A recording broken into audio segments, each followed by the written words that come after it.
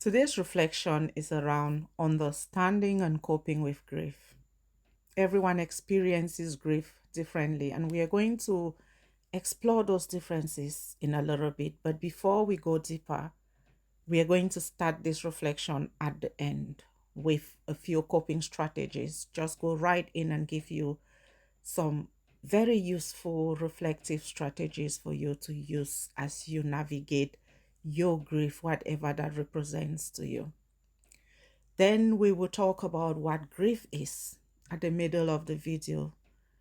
And towards the end, we'll talk about transgenerational grief, how some of us experience trauma at a secondary level, years and years and years after the events, and the impact of those experiences on our sense of self, our sense of identity, and overall coping. And to explore that aspect of grief, we are going to be tying it around the 5 stages of grief. My name is Aso, and I make mindset healing and empowerment videos. I take everyday topics that have impact to me and you with the purpose of starting a conversation that can hopefully remind us, teach us, and empower us to cope better in our lives. Why do we struggle with grief? Why is it so hard to talk about it, to sit with it, to accommodate and integrate it, and therefore heal it? According to Joan Cassitor, in the book Understanding and Coping with Grief, there are a few reasons why we struggle so much to heal from grief or loss. And as we look at these reasons, we'll also be looking at strategies of coping. And the first one is fear. Because grief is one of those things that sits within us, requires us to lean into it, even as painful and traumatic as it can be. And because we don't lean into it and actually explore it like heart surgery, according to Joanne.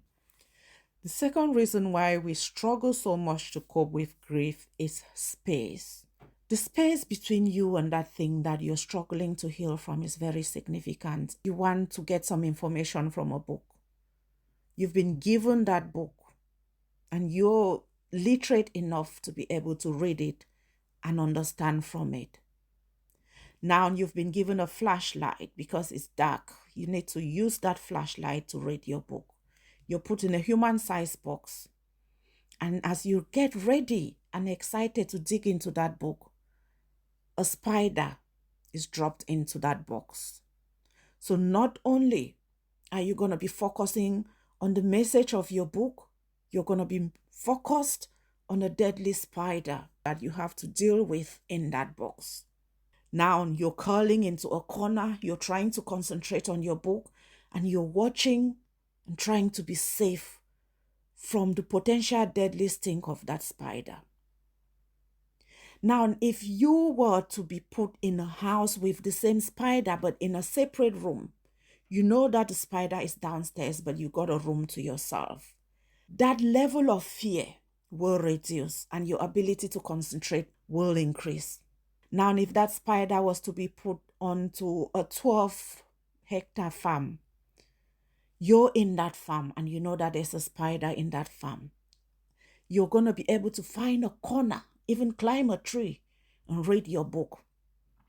Being able to focus more on and absorb more knowledge from that book, knowing that that deadly spider may be in your farm, but its distance gives you breathing space. This spider analogy is a beautiful way of illustrating how we struggle to cope with grief.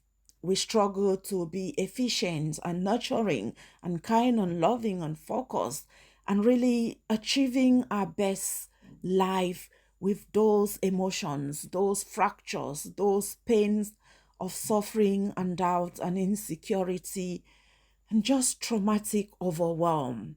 And how we hug, how we embrace, how we repeat, how we narrate may as well be you curled up into bed with a corpse. And that brings us into what is grief, what is loss. Generally, we put it down to a diseased human being, but it can be a lost identity. It can be lost dreams. It can be that lost innocence when you experience crime and trauma. We lose a lot of things in our lives that change our beliefs around life, change our desires, change our innocence, change our ability to love and connect and trust people. And every one of those losses changes us, and we grieve them and really define how we live life post those events. So, to round up this session, we are going to talk about transgenerational experiences of grief and loss. This is those handed down stories about pain and loss in a family that incites anger and pain and empathy from those of us who were not even born when those things existed. You know how you hate auntie and uncle and minister or president for sadistic things that existed out of your existence. You were not here when those things happened. But hearing those tragic stories hurts you, traumatizes you, makes you experience that loss as if it is your own, because it is your own. It happens to your mother. How they were betrayed by country, partner, family. That is your pain in a way that you cannot explain, and yet it did not happen to you. But the thing is, according to Joan, those transgenerational stories are recounted in accordance to the perspective and mindset of those people that tell those stories. And that's why we are going to wrap that around the 5 stages of grief. When you lose someone important or something important, your first reaction is denial. No, I can't believe it. It did not happen. It did not happen to me. It's not as horrible as you say.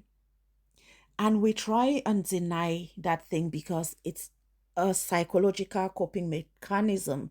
Denial lessens the blow and it enables you to cope with that alternate reality that your mind has created in that denial for you. The next stage is anger, when you start to really hate that reality that you are now dealt with. As much as you're coming out of that denial, you're angry about life, you're angry about those that created it, you're angry even about God for letting it happen, you're angry about your own role, regret, and all of those heavy emotions that we deal with when tragic things happen. The third stage is bargaining. What if I'd done things differently? What if I had another chance? What if I give up everything? Would you come back? Would it change? Will I not make that mistake? And that what if scenario is so traumatic because it's as if you want to go back into a past that is unchangeable and change realities so that this one loss and grief that you do not want to deal with will not happen in your life. But that is impossible. And your fourth stage is depression, when you've gone from your denial through anger into bargaining and come back to the realization that it is a fact you're still going through that divorce. You still lost that person. That mistake is still a reality in your life. And whatever it is that is a loss or a grief that you're experiencing, it's there. And the reality is setting, fully hitting you on. And you go into that depressive state before you then start to come out into acceptance. Yeah, it has happened. This is my new reality. And now we'll never see this person again. Say, I'm sorry.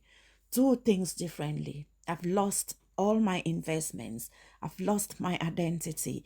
Whatever the reality of that grief or situation that you're grieving, you accept it as your new reality. You accept the accountability and responsibility to change it, to take charge of your healing. And then and only then can you start to rise. But the important thing here is that when we go back to transgenerational traumas and experiences, your people who narrate those stories are telling you the stories from their cycle of grief. Are they in denial? Then the stories they tell are going to be wrapped around denying the facts, denying the impact, denying the responsibility. Are they in anger? Are they in bargaining? Are they in depression, or are they in acceptance? So you find that every family, every person narrates from their point of view, and whereas acceptance is a positive solution focused point of view, denial and depression are dark and negative, painful ways of narrating life stories. And the reason why we are telling this is so that you can start to look into your life, your stories of loss, your stories of grief, your experiences of intergenerational trauma, and see where the cycle has put you. And when you start to look at loss and grief from these different lenses and from these different approaches and perspectives, you can hopefully start to question your own mechanisms, question your own position in that cycle of healing, and really try to hasten yourself, if you can, into acceptance, because only then can meaningful healing start to take place. I hope this will make you look differently at grief. When we become aware, when we take responsibility, we take the control from the grief and from the people that hurt us back into our hands. And as much as it doesn't make the pain disappear, it empowers us to cope better. Grief grows when we ignore it. The more you look into your grief, the more you sit with it, the more you untangle those knots that it has on us, so to speak, the more the web disappears. But when you close the doors on it and curl into a corner, those webs will wrap you into that corner. That grief will overwhelm you and take over. So we need to keep having these conversations, whatever the triggers. And the more they trigger you, the more it clarifies that they are unhealed wounds that you need to heal. Have a lovely, lovely, blessed day.